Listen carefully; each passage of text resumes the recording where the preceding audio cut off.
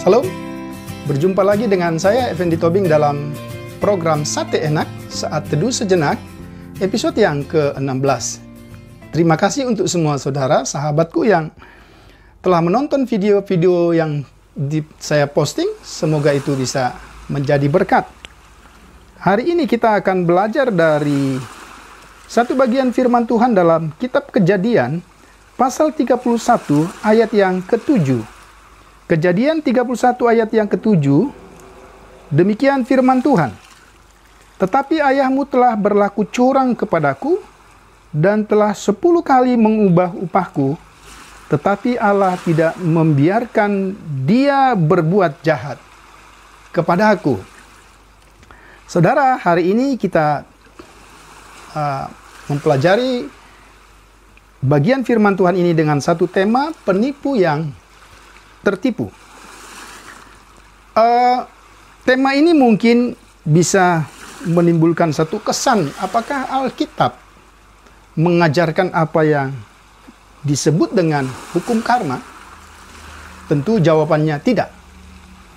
Tetapi Alkitab mengajarkan bahwa setiap perbuatan dosa akan ditanggung oleh orang yang melakukannya. Ini yang sangat jelas. Atau mungkin ada banyak orang yang menyebutnya sebagai hukum tabur tuai. Tetapi yang jelas itu bukan hukum karma. Karena hukum karma yang diyakini oleh agama-agama tertentu itu berbeda pengertiannya. Karena hukum karma itu bicara tentang bahwa seluruh manusia atau semua yang hidup di dunia ini akan mengalami apa yang disebut kelahiran kembali, tanda kutip. Atau dengan bahasa agama-agama tertentu disebut dengan inkarnasi, reinkarnasi, ya, reinkarnasi. Reinkarnasi itu kehidupan setelah kematian untuk menanggung semua perbuatan kita pada masa hidup sebelumnya. Nah, ini sangat berbeda karena kita tidak pernah diajarkan oleh Alkitab mengalami reinkarnasi. Kemudian pada reinkarnasi itu kita akan mengalami akibat-akibat dosa kita. Nah, kita bukan mau membahas tentang hukum karma, tetapi ingin menegaskan bahwa Alkitab tidak pernah mengajarkan hukum karma, tapi yang diajarkan oleh Alkitab adalah setiap orang yang melakukan perbuatan dosa akan menanggung akibatnya, kini atau pada masa yang akan datang. Kembali kepada pembacaan kita tadi, dalam pasal 31 ayat 7, itu adalah percakapan Yakub dengan istrinya. Ketika dia berencana atau punya niat untuk melarikan diri dari keluarga Laban, setelah kurang lebih dikatakan dalam Alkitab setelah 20 tahun dia bekerja, dia mendapatkan 2 orang istri, mendapatkan budak-budak, mendapatkan kambing domba, dan dia ingin melarikan diri dari keluarga Laban. Alasannya di dalam ayat 7 tadi, karena ternyata Laban telah menipu Yakub, ya. Kemudian kalau kita ikuti terus cerita itu, akhirnya pelarian Yakub itu pun terjadi. Dia melarikan diri bersama istri-istrinya, budaknya, dan semua harta benda yang dimiliki dan anak-anak yang telah diperolehnya. Selama kurang lebih 20 tahun dia bersama dengan Laban. Dia melarikan diri dalam perjalanan waktu yang sangat panjang. Dan kemudian pada sisi lain, ketika Laban mengetahui apa yang terjadi, bahwa Yakub dan kedua anaknya, cucu-cucunya, dan semua harta yang dimiliki oleh Yakub telah pergi kembali ke tanah kelahirannya di Kanaan. Kemudian dia bersama dengan anak-anaknya mengejar, dan dikatakan dalam Alkitab 7 hari perjalanan, kemudian dia bisa menemukan Yakub dan seluruh rombongan yang bersama-sama dengan dia. Dan kemudian kalau kita memperhatikan dalam pembacaan itu, saya tidak akan bacakan ayat-ayat itu. Kalau kita membaca, kemudian terjadi dialog, terjadi percakapan, terjadi perdebatan antara Yakub dan Laban. Ya. Kemudian kita coba baca satu ayat apa yang dikatakan oleh Yakub sebagai kesimpulan dari alasan mengapa dia meninggalkan Laban. Ya. Di dalam ayat yang ke-41 pasal 31 dikatakan, selama 20 tahun ini aku di rumahmu, aku telah bekerja padamu 14 tahun lamanya untuk mendapat kedua anakmu dan 6 tahun untuk mendapat ternakmu, dan engkau telah 10 kali mengubah upahku. Kalau kita perhatikan saudara, Yakub menceritakan, menjelaskan alasan mengapa dia melarikan diri dari Laban. Dikatakan telah 10 kali mengubah upahku. Selain bahwa dia juga telah menipu Yakub dengan hal-hal yang lain. Ini mau menjelaskan kepada kita, memang istilah 10 kali di Alkitab seringkali bicara tentang kesempurnaan, tentang kegenapan. Dia ingin menjelaskan bahwa betul-betul bahwa Laban telah menipu Yakub pada waktu itu. Itulah sebabnya dia melarikan diri.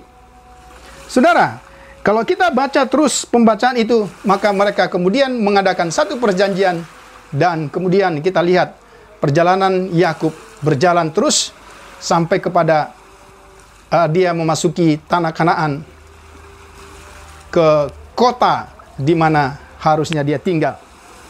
Tapi tahukah saudara, Laban telah menipu Yakub. Ya. Dikatakan telah 10 kali mengubah upahnya. Ya. Tetapi sesungguhnya kalau kita membaca dalam pembacaan ini, ada dua hal penting yang telah dilakukan oleh Laban untuk menipu Yakub. Yang pertama, ketika kurang lebih 1 bulan Yakub berada di rumah Laban pada waktu itu,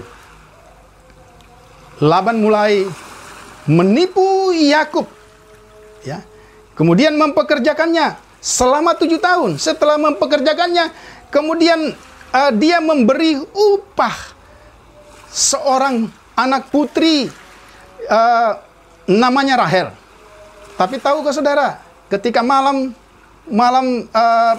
pertama yang harus dijalani oleh Yakub sebagai seorang suami istri, kemudian dengan tipu muslihat Laban mengganti Rahel dengan Lea. Dan kemudian juga Yakub tahu tentang hal itu. Mengapa Laban mengganti Rahel dengan Lea? Supaya Yakub tetap tinggal bersama-sama dengan dia 7 tahun kemudian. Artinya ini salah satu cara tipu muslihat yang dilakukan oleh Laban supaya ada orang yang tetap bekerja bagi dia, menghasilkan banyak hal, domba-domba yang dia miliki. Ini penipuan yang pertama. Penipuan yang kedua, jelas selama dia bekerja dengan semua syarat-syarat yang harus dia yang diterima oleh Yakub, itu pun dilakukan dengan cara tipu muslihat.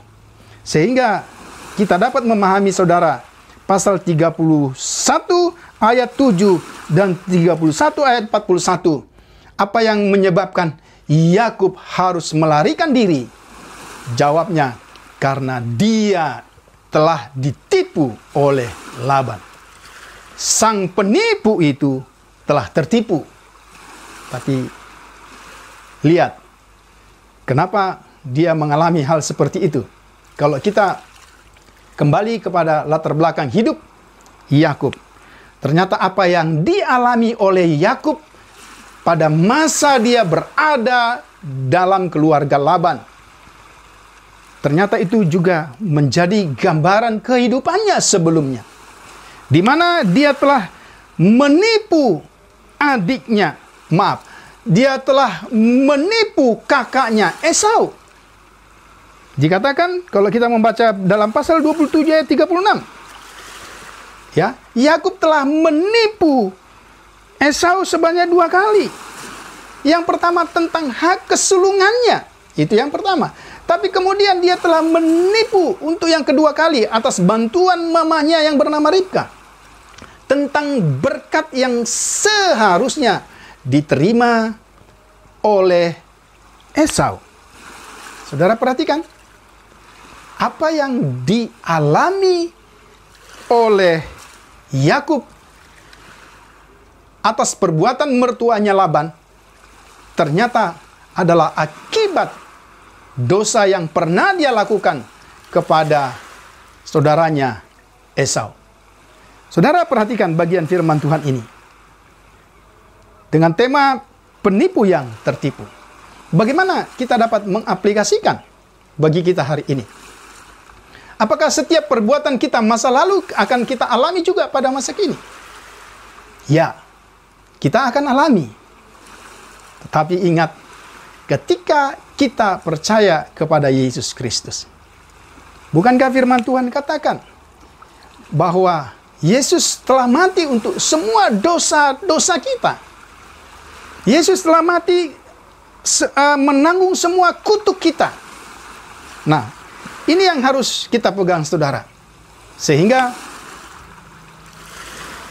ketika kita percaya kepada Yesus Kristus, maka dosa kita pada masa lalu yang telah diselesaikan oleh Yesus Kristus tidak akan terjadi pada masa kita hari ini. Tapi tahukah saudara apa yang harus kita lakukan? Sebagai orang-orang yang telah percaya kepada Yesus Kristus, maka tanggung jawab kita ialah tetap hidup dalam kebenaran firman Tuhan. Dan pengajaran tentang kebenaran firman Tuhan ini harus terus kita ajarkan kepada generasi kita selanjutnya, supaya pengalaman kita yang telah diubah oleh Tuhan dari seorang penipu menjadi orang yang diberkati, itu juga akan terjadi pada anak-anak kita. Kiranya video singkat ini bisa menjadi berkat bagi semua saudara, sahabat yang saya kasihi dalam Tuhan Yesus Kristus. Salam.